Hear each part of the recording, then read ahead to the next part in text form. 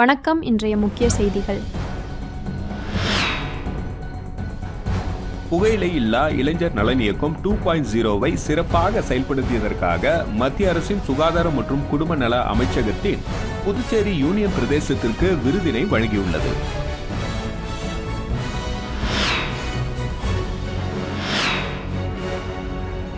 ஜிப்மரில் 100 முதுநிலை உள்ளிருப்பு மருத்துவர் பணிக்கு ஆன்லைன் தேர்வு ஜூலை 27ஆம் தேதி நடைபெறும் என அறிவிக்கப்பட்டுள்ளது.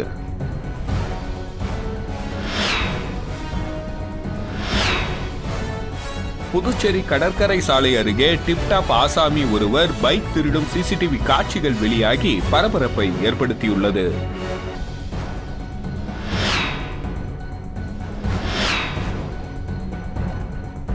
புதுச்சேரி சமுதாய கல்லூரியில் விண்ணப்பிப்பதற்கான காலக்கெடு வரும் 30ஆம் தேதி வரை நீட்டிக்கப்பட்டுள்ளது.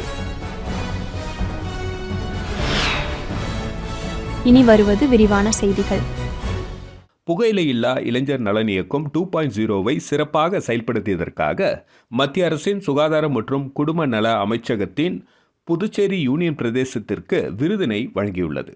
2024-25ஆம் ஆண்டில் புகையிலை இல்லா இளைஞர் நலன் இயக்கம் 2.0வின் கீழ் கல்வி நிறுவனங்களின் அருகில் புகையிலை பொருட்களை விற்பனையை தடுப்பதற்காக மஞ்சள் கோடு பிரச்சாரங்களை மேற்கொள்ளுதல், கல்வி நிறுவனங்களை புகையிலை இல்லா கல்வி நிறுவனங்களாக அறிவித்தல், காவல்துறையுடன் இணைந்து கடைகளில் தடை செய்யப்பட்ட புகையிலை பொருட்களை விற்பனை செய்யப்படுகின்றனவா என்று சோதனை நடத்துதல், மருத்துவக் கல்லூரிகள், பல் மருத்துவக் கல்லூரிகள் மற்றும் அரசு ஆரம்ப சுகாதார நிலையங்களில் 20 புதிய புகையிலை பழக்கம் மீட்பு மையங்கள் நிறுவுதல், பள்ளிகள், கல்லூரிகள் மற்றும் பொது இடங்களில் பல்வேறு விழிப்புணர்வு நிகழ்ச்சிகளை ஏற்பாடு செய்து விழிப்புணர்வு பணிகளை சிறப்பாக மேற்கொண்டதற்காக புதுச்சேரி யூனியன் பிரதேசத்திற்கு புதுடெல்லியில் நடைபெற்ற நிகழ்ச்சியில் இந்த விருது வழங்கப்பட்டுள்ளது.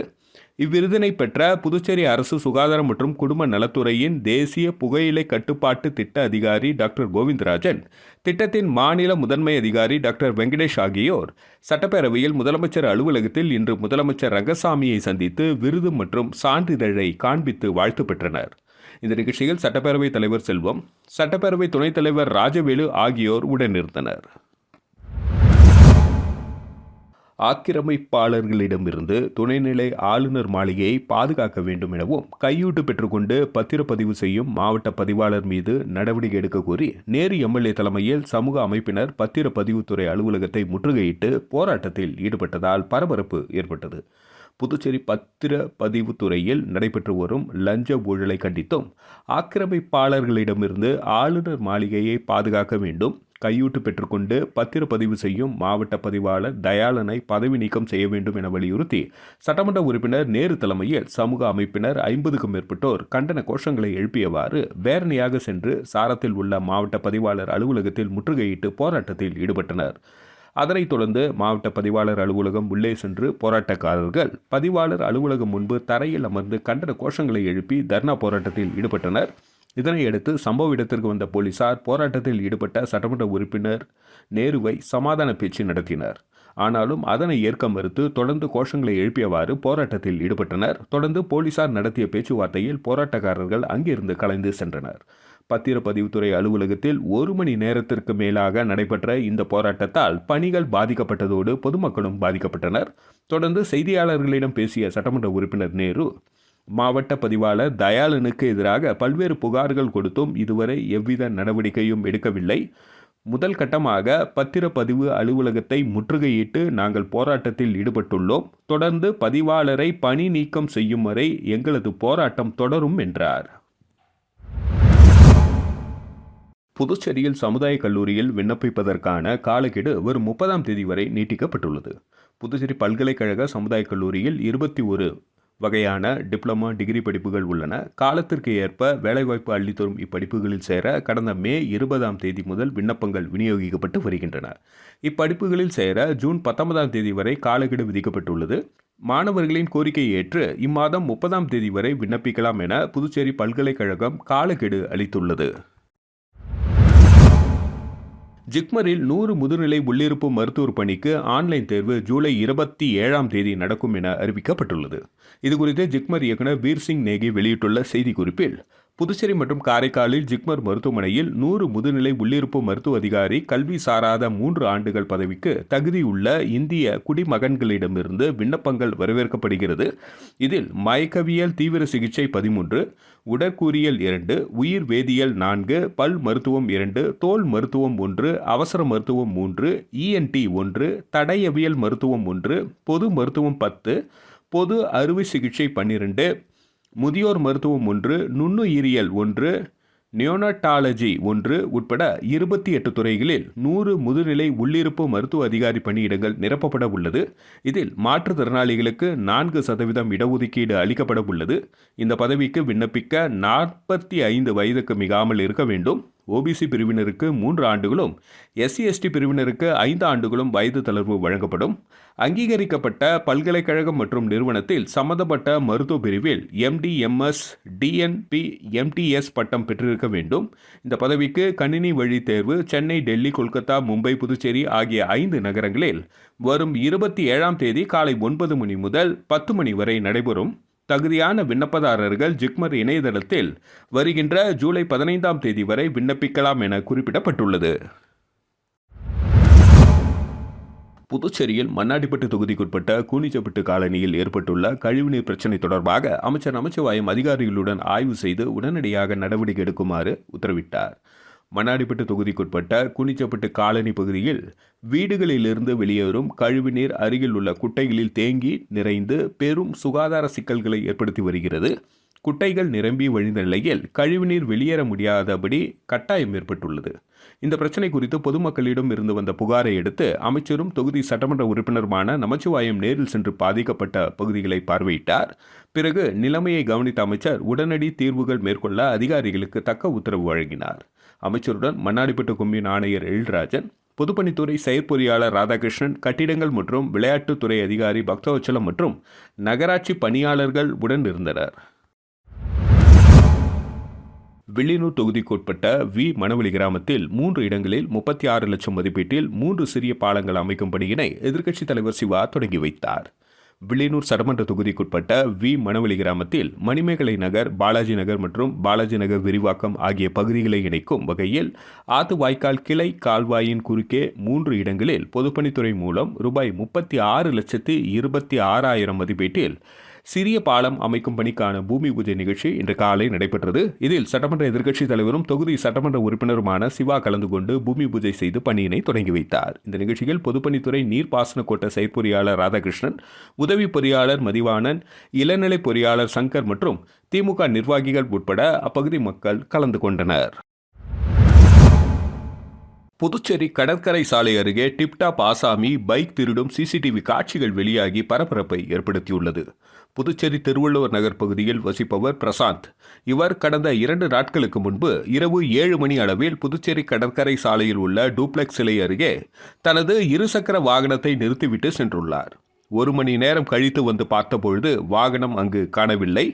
இதுகுறித்து ஒதியஞ்சாலை காவல் நிலையத்தில் புகார் செய்யப்பட்டதின் பேரில் காவல்துறையினர் அங்கு உள்ள தனியார் உணவகங்களில் பொருத்தப்பட்டு இருக்கும் CCTV காட்சியை ஆய்வு செய்த பொழுது டிப்டாப் உடையில் மர்ம நபர் போன் பேசியபடி வந்து வாகனத்தை எடுத்து செல்லும் காட்சி பதிவாகியுள்ளது.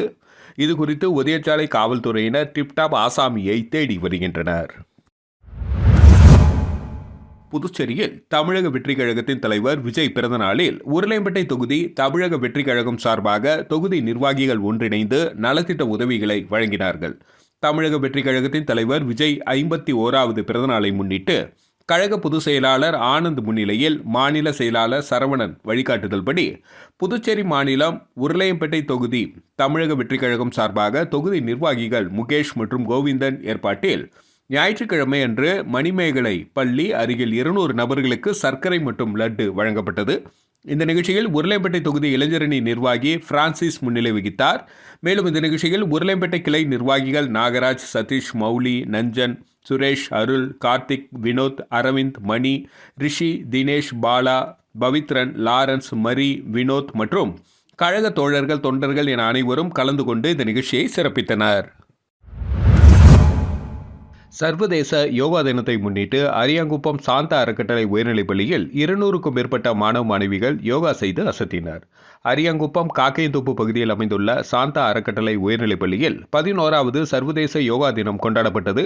கோலைட்டம்மா, வாசன் தயாள், தாளாளர் ராமன் தயாள் ஆகியோர் வழிகாட்டுதல்படி தலைமை ஆசிரியர்கள் மற்றும் ஆசிரியர் பெருமக்கள் ஏற்பாட்டில் பள்ளி வளாகத்தில் யோகா விழா நடைபெற்றது. இதில் 200க்கும் மேற்பட்ட மாணவ மாணவிகள் கலந்து கொண்டு பல்வேறு யோகா கலைகளை செய்து அசத்தினர். மாணவர்களுக்கு பத்ம பிரியா குழுவினர் யோகா கலையை கற்றுத்தந்தனர். இந்த நிகழ்ச்சிக்கான ஏற்பாடுகளை சேகர் செய்திருந்தார். பள்ளி பருவ நினைவுகளை பகிர்ந்து கொள்ளும் வகையில் தின்பண்டங்கள் மற்றும் விளையாட்டுப் பொருட்களை சீர்வரிசையாக ஆசிரியருக்கு முன்னாள் மாணவர்கள் வழங்கியது நெகிழ்ச்சியை ஏற்படுத்தியுள்ளது.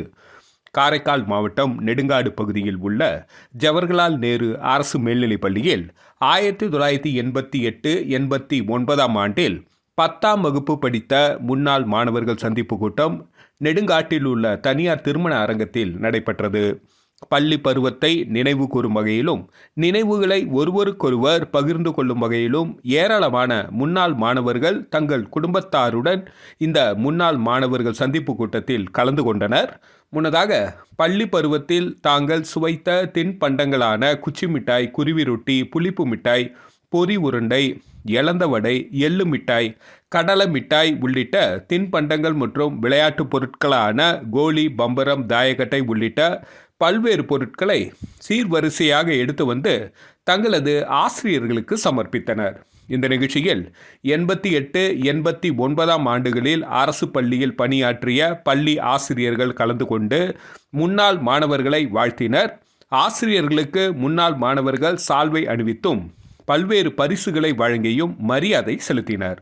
முன்னாள் மாணவர்களின் பங்களிப்பில் ஜவஹர்லால் நேரு மேல்நிலைப் பள்ளியில் பல்வேறு வேலைகள் செய்து தரப்பட்டுள்ளது குறிப்பிடத்தக்கதாகும். மீண்டும் இன்றைய முக்கிய செய்திகள். புகையிலை இல்லா இளைஞர் நலன் இயக்கம் 2.0வை சிறப்பாக செயல்படுத்தியதற்காக மத்திய அரசின் சுகாதாரம் மற்றும் குடும்ப நல அமைச்சகத்தின் புதுச்சேரி யூனியன் பிரதேசத்திற்கு விருதினை வழங்கியுள்ளது.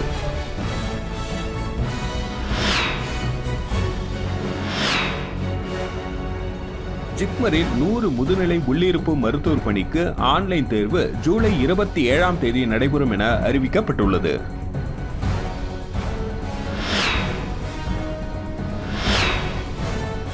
புதுச்சேரி கடற்கரை சாலை அருகே டிப்டாப் ஆசாமி ஒருவர் பைக் திருடும் சிசிடிவி காட்சிகள் வெளியாகி பரபரப்பை ஏற்படுத்தியுள்ளது.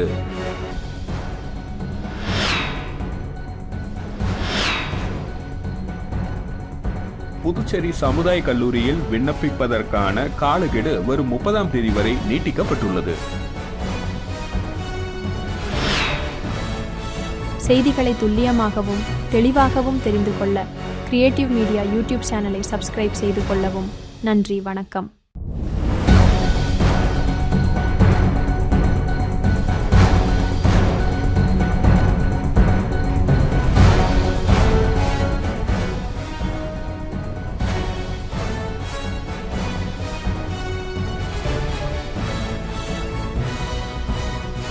நம்ம சேனலை சப்ஸ்கிரைப் பண்ணுங்க, லைக் பண்ணுங்க, ஃப்ரெண்ட்ஸ்க்கும் ஷேர் பண்ணுங்க.